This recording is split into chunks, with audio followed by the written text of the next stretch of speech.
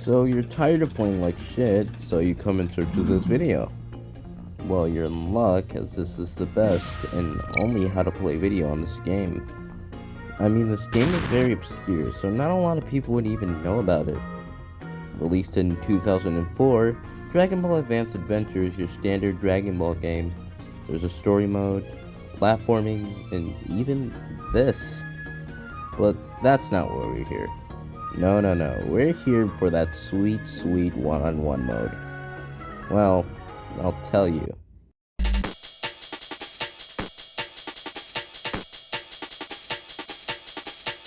First things first, you have the basic attacks. While there's no light, medium, strong punch like in games like Street Fighter, you do have two combinations of ways we can properly attack, such as forward A and neutral A. Neutral A is used for punching, while forward A is used for kicks. Both of these options are admittedly pretty basic, as the main point of the game is to damage the stamina meter. Think of the stamina meter as your only mean of defense. It's a constantly regenerating force in gameplay, but it's best not to keep it at a point where it's too low. Ways of it from getting too low are by holding back while your opponent is facing you, or by parrying.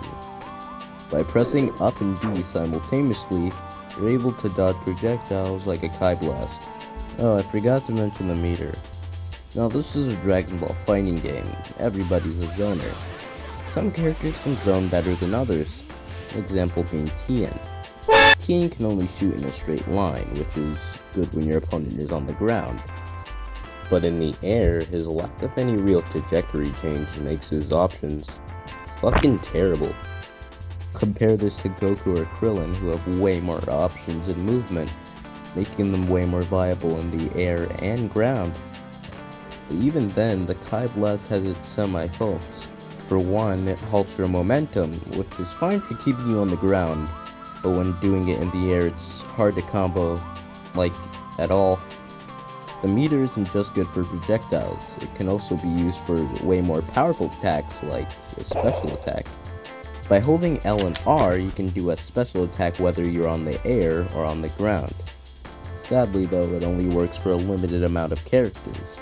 Those characters being Goku, Tien, Jackie Chan, and Piccolo. Personally, I find it a missed opportunity that fighters like Krillin didn't even get a special, because it could have been really cool seeing a full-out solar flare. And now to the best part of the game. After you spam the A button long enough, you're able to send your opponent flying in the air. Sweet! Your opponent can't do shit and you're left with free realm to do whatever you want, for 4 seconds. In this time frame, you can Kamehameha, or if you're Gohan, just wall spam. The possible option in this situation would be to spike. This quick, concrete, satisfying move is as simple as it is cool. The feeling of slamming your opponent to the ground reminds me of something like Smash Bros. With Mario's forward aerial. All this launching and spiking is done in a fast-paced action style, which, to be honest, is absolutely cool no matter how repetitive it can get. But this leads to another mechanic totally unique to the game. After you're knocked down to the ground, you can press L and R to teleport. This is mainly useful to get the jump on your opponents or quickly dodge away like a pussy. You can also use this on its own by pressing L and R.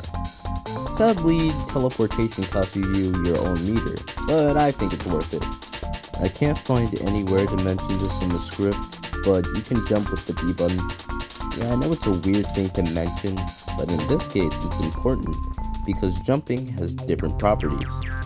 With Goku, pressing B in the air causes him to use his tail, and with Krillin, he just blows up.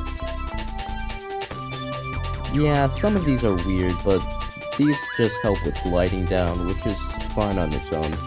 But some are just completely fucking broken, like Tien's glides. It gives you the ability to just fly. There's no cooldown too, so you could just fly over your opponents. And that's it. That's all the mechanics. Yeah, while it being short, it's still cool knowing what you could do with it. There's still glitches to be found, and with enough testing, I feel like this game could be optimized more. I would like this game to get a community of its own, mainly because I like this game and I want it to grow into something like Melee or Street Fighter, even despite its obvious shortcomings. But that's what I like about it. Video done.